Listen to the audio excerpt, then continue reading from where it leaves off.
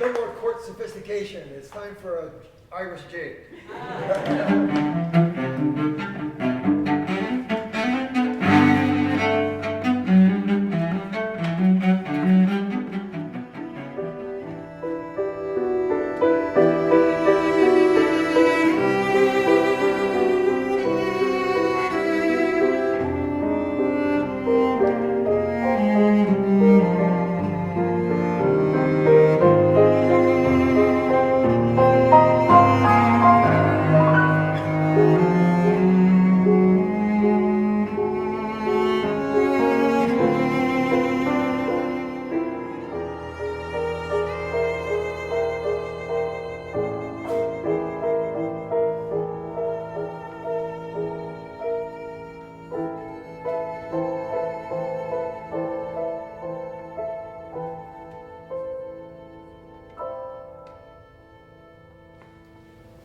So Beethoven. I wonder if anyone in the front two rows, what can you guys tell me about Beethoven? One thing. He was deaf, but he never told anybody because he didn't want anyone to know. That's absolutely right. Beethoven, he wasn't born deaf, but he was born in 1770. And just to put that in context, can anyone tell me anything else that might have been going on in 1770, 1776, 17... You guys? Okay, 1776, yes. The American Revolution. Yes, the American Revolution. And speaking as someone from England, I've got mixed feelings about that. Born. But this was his idea of what an ideal religion might be. He said, would it not be that which taught much morality and very little dogma? Do you guys know what dogma is? It's when everything's written down and this is what you will believe and you won't believe anything else. This is the truth. He says, so very little dogma, and that which tended to make men just without making them absurd. That which did not order one to believe in things that are impossible, contradictory, injurious to divinity, and pernicious to mankind, and which dared not menace with eternal punishment anyone that possessed common sense. So, Beethoven was coming into a time when people started really questioning what was going on, and instead, saying, each individual man can have his own ideas. Now, we tend not to think of Beethoven as being a very religious man. We tend to think of him as being somebody on the side of the common man. Beethoven, in his Ninth Symphony, said, in the last movement of my Ninth Symphony, I'm going to add a big choir, I'm going to add some solo vocalists, and I'm going to write something that really speaks to the heart of what I believe.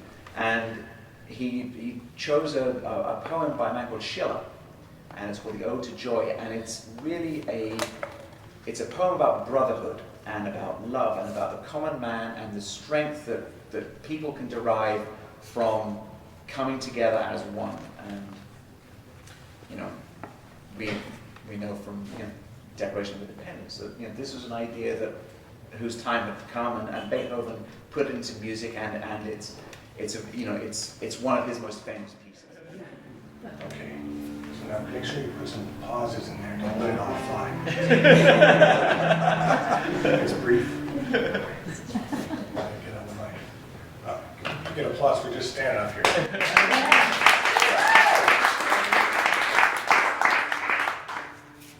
Sometimes a crumb falls from tables of joy. Sometimes a bone is flung.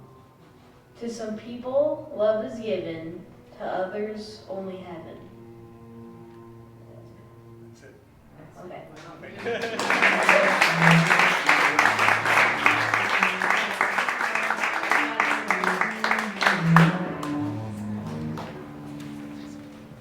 Too scary. Oh, that was good. It worked out. Now you can scare us. You want?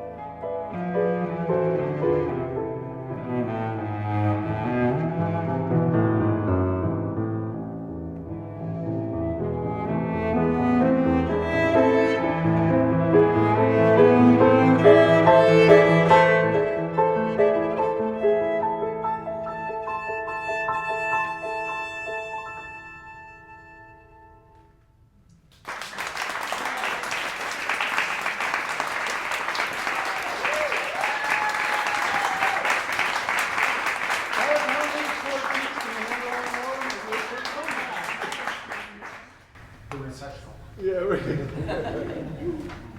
you know, from the makers of the Sable Dance and the Spartacus and and all the, you know, we celebrate 110th year of birth of Armen Ksajikian, and feel like I'll finish off with the music of my people. But this is a very early piece. He wrote it. It's a piano piece. It's probably back in the conservatory when he was still a student. He wrote this cute little andantino, sort of neoclassical style, and hope you enjoyed it. It's really short. What is it, a minute and 45?